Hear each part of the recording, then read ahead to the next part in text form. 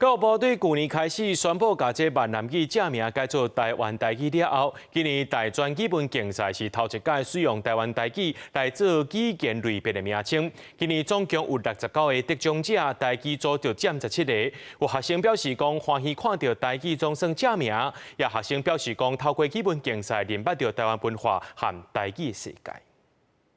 这个鸡母狗啊是安怎来的？古早时代，因为咱的先民真善巧，过年过节的时阵无先礼通好拜拜，所以用这个村落来过节，甲变做先礼模样。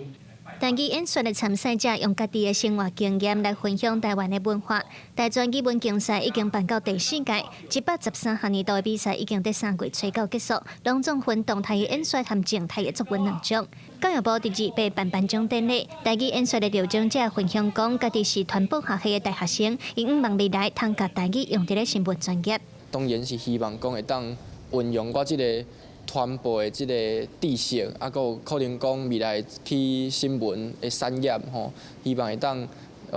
用台语来传承咱的文化。因为静态的作文项目，有得奖者讲，家己细汉时头届知影罗马拼音通写出伊的母语，互伊真感动。嘛，自安尼当一台语书写的世界。事实上，今年嘛是大专基本竞赛头届甲闽南语改做台湾台语。得奖者表示真欢喜看到台语总算正名。台湾的台语跟中国遐的闽南语是无共的，因为伊已经有伊家己的姓名，